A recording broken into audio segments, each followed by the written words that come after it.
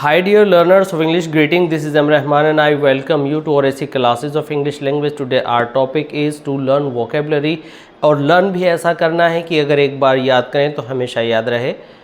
और ये जो vocabulary का हमारा पार्ट है, हम इसको चाहेंगे कि ये आपकी कॉम्पिटिटिव इंग्लिश से रिलेटेड सभी जो सेगमेंट्स हैं उसके अंदर आपको यूज़फुल साबित हो। आज हमने सुना है फोबिया, तो फोबिया क्या होता है इसको आइए समझते हैं बिना कोई टाइम वेस्ट किए। फोबिया एक्सट्रीम एंग्जाइटी का एक रूप है जब किसी चीज़ को लेकर हमारी चिंता, हमारी फ़िक्र या हमारी डिसलाइक बहुत बढ़ जाती है तो हम उसको फोबिया कहते हैं। हर इंसान के अंदर कुछ ना कुछ फोबिया होता है। किसी को हाइट पर जाने का फोबिया होता है, किसी को वाटर से फोबिया होता है, किसी को ज़्यादा बोलने से फोबिया होता है, किसी को सुनने से। तो ऐसी बहुत सारी कंडीशंस हैं लाइफ की, उनको आज हम यहाँ स्टडी करने वाले हैं। कुछ वर्ड्स हमने यहाँ पर लिखे हैं, हम इनको समझते हैं। वीडियो के लास्ट तक बने रहिएगा। इस तरह की वीडियोस को देखते रहने के लिए सब्सक्राइब कीजिए, लाइक कीजिए एंड शेयर कीजिए हमारे चैनल और ऐसी क्लासेस ऑफ इंग्लिश लैंग्वेज को। आइए शुरू करते हैं अपने पहले फोबिया से। हमने इसको बोला है एगोराफोबिया। तो ये जो फोबिया है ये इसका सफिक्स है जो बाद में आया। फोबिया मीन्स डर, और एगोरा क्या होता है? तो सबसे पहले जब हम इसको समझेंगे तो हम लिखेंगे fear of places and situations. अब सबसे पहली चीज़ ये है कि हमारे सामने ये वर्ड आया तो हम इसे लर्न कैसे करें। तो फोबिया तो फियर के लिए आ गया, तो हमें मेन पार्ट जो है इसका प्लेसेस एंड सिचुएशंस समझना है। हमें इस एगोरा से प्लेसेस एंड सिचुएशंस को कनेक्ट करना सीखना है कि हम जैसे ही एगोरा को देखें तो हमें तुरंत याद आ जाए कि ये प्लेसेस और सिचुएशन से रिलेटेड है। तो इसको इस तरह से याद रखिए कि जिस इंसान को एगोराफोबिया होता है वो नई सिचुएशंस में जाने से डरता है, जो चल रहा है उसी को होने देना चाहता है और नए प्लेसेस पर नहीं जाता। तो एगोरा को आप ऐसे याद रख लीजिए, एरा गैरा। ये एक बेतुकी बात हो सकती है लेकिन याद करने में बड़ा काम का पेयर है ये वर्ड्स का, एरा गैरा।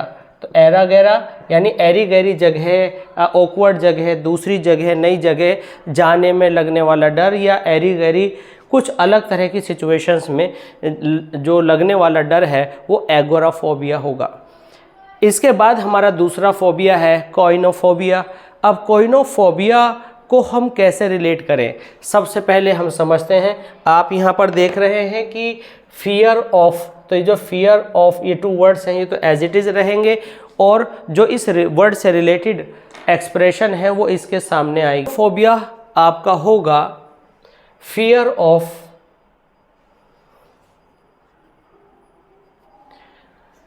कोइनोफोबिया आपका होगा फियर ऑफ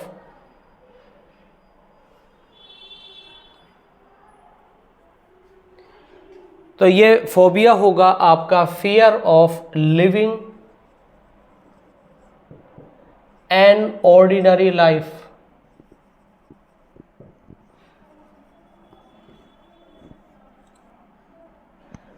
अब इसको कैसे रिलेट करें कोइनोफोबिया से? जब कोई इंसान ऑर्डिनरी लाइफ जीना नहीं चाहता, एक स्पेशल केस में जीना चाहता है, एक स्पेशल सेगमेंट में जीना चाहता है, तो अब हमको रिलेट करना होगा कोइनो। इस वाले 3 हमारे जो ये लेटर्स हैं इनको जोड़कर जो भी एक्सप्रेशन बनी, कोइनो, ये तो वर्ड का एक पार्ट बना। तो कोइनो मतलब कोई नहीं। इट मीन्स मैं कोई नहीं बनकर जीना नहीं चाहता, इट मीन्स मैं सब कुछ बनकर जीना चाहता हूँ। तो ये हुआ कोइनो मीन्स कोई नहीं, और कोई नहीं तो कोइनोफोबिया। इट मीन्स फियर ऐसा जिसमें ऑर्डिनरी लाइफ ना हो, जो कोई नहीं जैसी लाइफ ना हो। तो आई होप कि आपको जल्दी से याद हो गया होगा। एरोफोबिया, एरोफोबिया जैसे कि आप वर्ड देख रहे हैं फियर ऑफ, तो यहाँ पर जो एरो आया, एरो जो है आपके एयर से रिलेटेड है।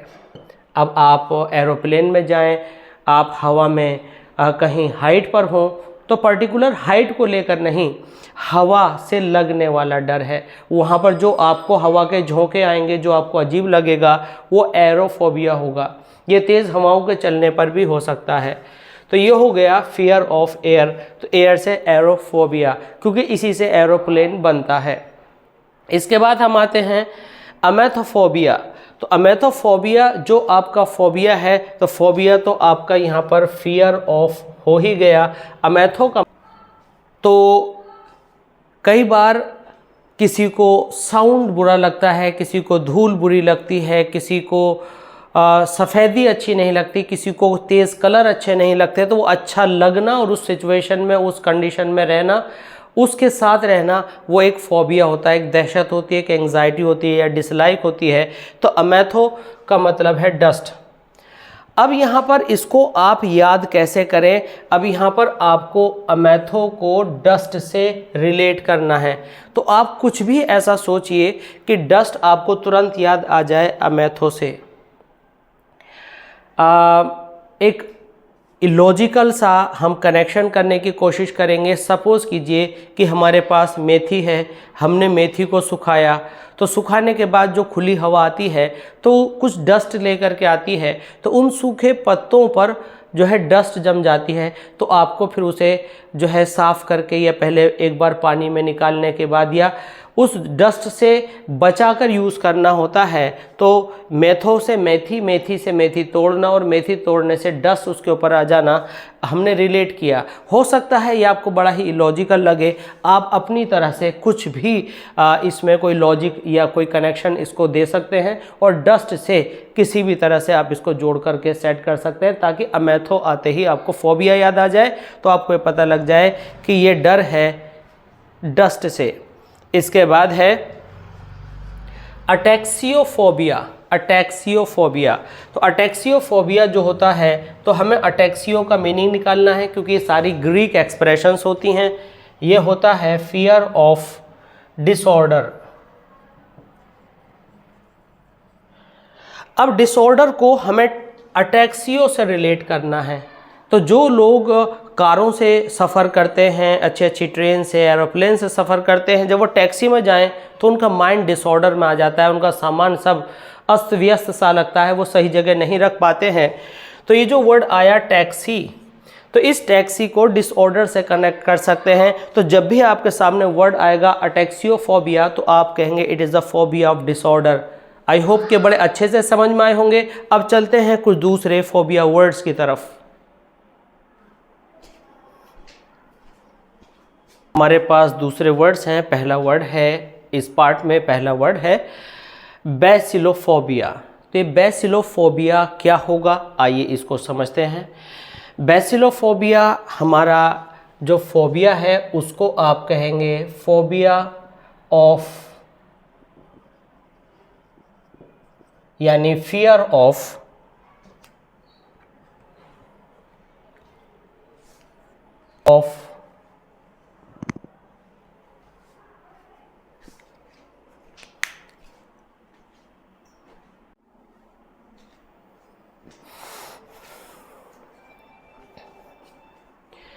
तो यहाँ पर हमारे पास अब नया वर्ड है बैसिलोफोबिया। बैसिलोफोबिया को सबसे पहले हम मीनिंग में जानते हैं, फियर ऑफ जर्म्स।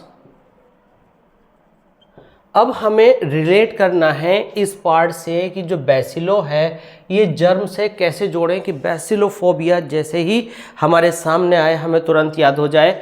तो हम इसको याद रखेंगे बैक्टीरिया से, यानी बैक्टीरिया जो जर्म्स हैं, तो सीधा हमें याद आ जाएगा कि ये बैसिलोफोबिया है। इसके बाद है बोटेनोफोबिया। बोटेनोफोबिया, अब आप इतना लिंक बनाना जान गए होंगे तो आप तुरंत कहेंगे कि ये फियर ऑफ क्या है, बॉटनी। बॉटनी जो कि आपकी फ्लावर एंड प्लांट्स से रिलेटेड है, फ्लावर एंड प्लांट्स। तो ये बॉटनी के अंदर आते हैं। तो बोटेनो बॉटनी से बना, तो ये फियर ऑफ प्लांट्स हुआ। ये है क्लाइनोफोबिया। क्लाइनोफोबिया, अब इसका मीनिंग आप जानेंगे कि फियर ऑफ क्लाउन्स। क्लाउन्स कौन होते हैं? जोकर, जो हंसाने का काम करते हैं। तो उनसे फोबिया, आप कहेंगे जी इनसे क्या फोबिया, वो तो बहुत मज़ा कराते हैं। हर इंसान को हर चीज़ पसंद नहीं होती, तो तो उनकी बनावट, उनका कलर, उनका मेकअप हो सकता है किसी को पसंद ना हो, तो उसे आप कहते हैं क्लिनोफोबिया।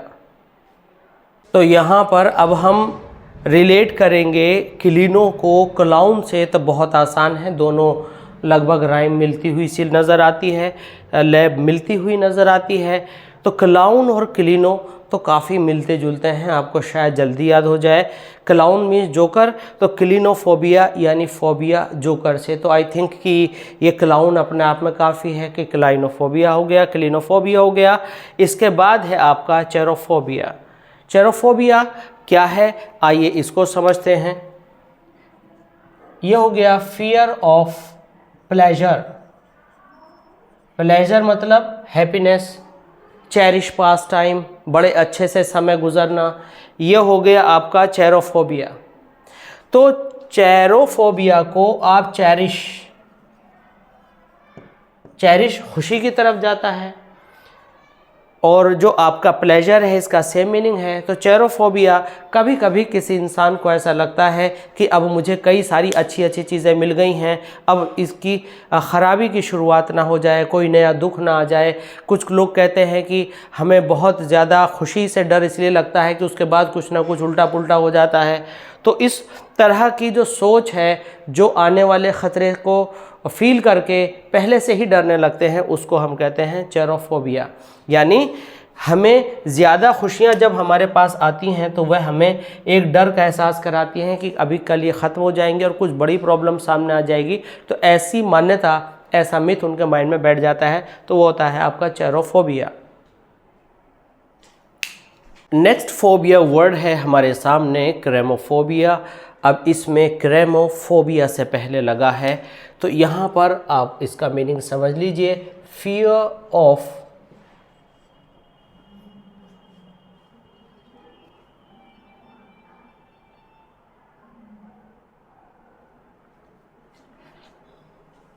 Being alone. Fear of being alone. अब हमें बीइंग अलोन यानी अकेला रह जाना को इस क्रेमो से ऐड करना या लिंक करना सीखना होगा। तो अकेला रह जाना, क्रेमो से कुछ ऐसा वर्ड बनाइए कि भाई अगर हम अकेले रह गए तो हमारे साथ कोई गलत तरीके से पेश ना आ जाए।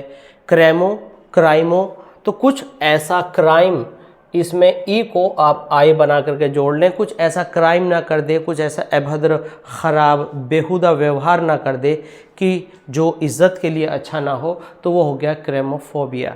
तो यहाँ पर जो फियर ऑफ बीइंग अलोन है, हम अकेले नहीं रहना चाहते, कोई ना कोई हमें साथ चाहिए, तो क्रेमोफोबिया यानी क्राइम से कि कहीं हम अकेले रहने में किसी नुकसान का शिकार ना हो जाएं।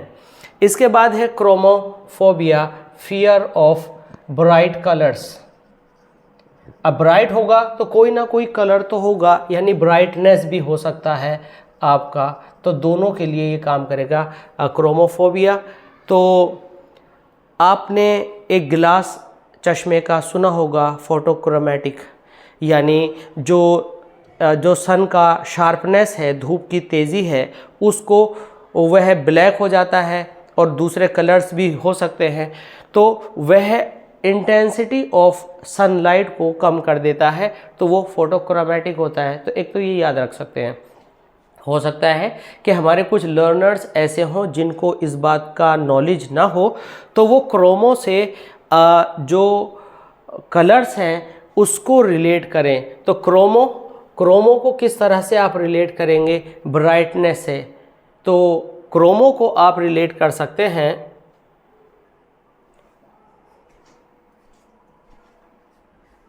आप रिलेट कर सकते हैं कलर्स से, ठीक है। तो जैसा भी हमने धूप को लिया तो वो आपका येलोइश शार्प कलर था, अगर हमने फोटोक्रोमेटिक लेंस को लिया तो वो ब्लैक या डार्क ग्रीन हो गया। तो वो क्रोमो मीन्स कलर। तो यहाँ से जैसे ही क्रोमो वर्ड आए आप कलर से उसको लिंक कीजिए। क्रोमोफोबिया, बहुत तेज़ रंगों से डर।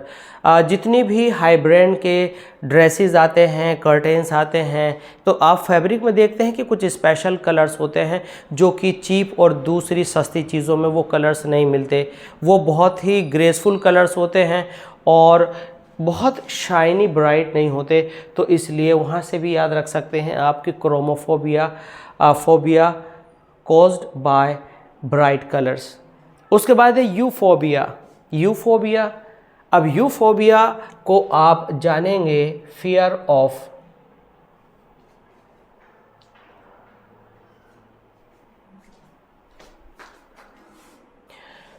Of good news. आप कहेंगे जी ये भी कोई डर हुआ। देखिए डर तो डर होता है, जिसके अंदर जिस तरह का डर नहीं होता एवरीबॉडी उस डर के बारे में ऐसे ही वर्ड्स बोलता है, ये भी कोई डर हुआ। किसी को लिजर्ड से डर है तो जिसको नहीं है वो भी यही बोलेगा। जिसको पानी से डर है वो दहशत में रहेगा, और जिसको डर नहीं है वो ये कहेगा कि इससे भी कोई डरा जाता है। तो उसी तरह से यूफोबिया गुड न्यूज़ का डर, अच्छी खबर का डर। अब हमारे इंडिया में तो गुड न्यूज़ को एक ही तरह से मानते हैं कि भाई उनके यहाँ कोई नई संतान जन्म लेने वाली है, यहाँ पर उससे लेना देना नहीं है। वो गुड न्यूज़ किसी भी तरह की हो सकती है। तो गुड न्यूज़ से पहले ही दहशत में रहना कि कुछ ऐसा ना हो जाए, कुछ वैसा ना हो जाए, क्या सुनने को मिलेगा, उसके क्या रिजल्ट्स आएंगे, इतना नहीं सोचना है। तो गुड न्यूज़ से यूफोबिया। और यूफोबिया आप याद रख सकते हैं अगर आप इंग्लिश पढ़ते हैं अगर आप यूफेमिज़म। तो यूफेमिज़म का मतलब होता है पसंद आना, और किसी बात को इस तरह से कहना कि बुरी ना लगे, अच्छी लगे। तो यू का मतलब होता है अच्छा। और इसको इस तरह से याद रखिए, जब हम मैं ना करके आप करके बात करें, यू मतलब दूसरे को आप इज़्ज़त दें, तो उसको काफ़ी अच्छा महसूस होता है। तो यू मीन्स पहले आप, तो सामने वाला खुश हो जाता है। तो यू से इस यू को याद रखिए, तो यूफेमिज़म से गुड न्यूज़ आपको याद रह जाएगी। इसके बाद है जिफायरोफोबिया। तो आप देखते हैं कि इसमें जिफायरो अलग है और आपका फोबिया अलग है, तो इसका मतलब हो जाएगा फोबिया ऑफ या फियर ऑफ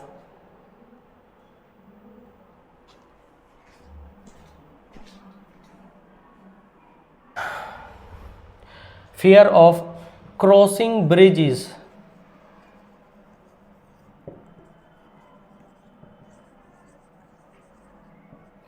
अब यहाँ पर हम देख रहे हैं जिफायरोफोबिया क्रॉसिंग ब्रिजेस। अब ये तो हमें रिलेट करना पड़ेगा भाई, पुल को पार करना। तो पुल को पार करने में बहुत सारे डर होते हैं, अनावश्यक कभी कभी डर होते हैं कि ये पुल गिर तो नहीं जाएगा, इस पुल को कुछ हो तो नहीं जाएगा, मैं प्लेन सरफेस पर नहीं हूँ, मैं रेल्ड सरफेस पर हूँ, तो कुछ हो तो नहीं जाएगा। तो पुल पर जाने से ही डरते हैं। एक्चुअल में यहाँ हाइट का डर नहीं आएगा, पर्टिकुलरली पुल पर चढ़ने से होने वाला डर हो सकता है वो स्लोप के ऊपर हो, वहाँ पर चलने वाली जो हवाएं हैं उनसे हो, नीचे देखने से हो, बट ओवरऑल पुल होना ज़रूरी है। तो क्रॉसिंग द ब्रिज, तो जिफायरो। तो आपने देखे होंगे जो पुल हैं, अब जो फ्लाईओवर हैं तो उस पर ट्रैफिक रन करता है और वो बिल्कुल ऐसे राउंड लेकर के हांगकांग और दूसरे कंट्रीज़ में आप देखते हैं कि कार्स मूव कर रही हैं उनके ऊपर। तो इस जिफायरो से ज़ीरो याद रखो, सिफर, ज़ीरो।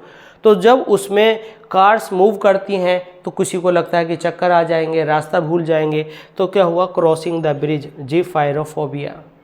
ठीक है, ऐसे भी याद रख लो कि अगर बीच में पुल पड़ते हैं और ट्रैफिक ज़्यादा होता है तो फायर ब्रिगेड कैसे पहुंचेगा, तो यहाँ पुल को पार करने में कितना टाइम लगेगा। तो कुछ भी ऐसी, मैं तो कहूँगा कि बेतुकी बात है, लेकिन फिर भी बेतुकी नहीं है क्योंकि हमें कोई वर्ड याद करा रही है, आप याद कर सकते हैं। इसके बाद आता है कैटाजेलोफोबिया। तो यहाँ से आपका ये वर्ड का जो पार्ट है उससे हमें रिलेट करेंगे रिडिक्यूल। अब रिडिक्यूल का मतलब होता है मजाक उड़ाना, कि कोई हमारे को शर्मिंदा ना कर दे, कोई हमारे लिए मजाक ना उड़ा दे। और लाइफ में ये बिल्कुल अनयूजुअल है कि ऐसा कोई ना करे। तो इस राइज एंड फॉल के साथ हमें जीना सीखना चाहिए, कोई तो हंसी ज़रूर उड़ाएगा। तो कैटाजेलोफोबिया, तो बिल्कुल ऐसा समझिए जैसे कि किसी ने कट लगाकर आपकी स्किन में कोई तेज़ मिर्ची वाला जेल लगा दिया हो। तो यानी रिडिक्यूल, उसने ताना मारा, कटाक्ष किया, मजाक उड़ाया, मौकरी किया आपका, तो वो कैटाजेलोफोबिया हो गया। यानी नमक पर कहते हैं जले पर नमक छिड़कना, तो पहले जलाया, काटा, उसके ऊपर नमक छिड़का तो कैटा जेलोफोबिया। तो ये हो गया फियर ऑफ रिडिक्यूल। तो आई होप कि ये सारे जो फोबिया वर्ड्स हैं आपने बहुत अच्छे से लर्न किए होंगे। इसी तरह के दूसरे वर्ड्स के लिए आप हमारे साथ बने रहें और याद करते रहें। मिलते हैं जल्दी ही दूसरी इस तरह की वीडियोज़ में। आप सब्सक्राइब करें, लाइक करें, शेयर करें हमारे Odyssey classes of English language को। मिलते हैं जल्दी ही।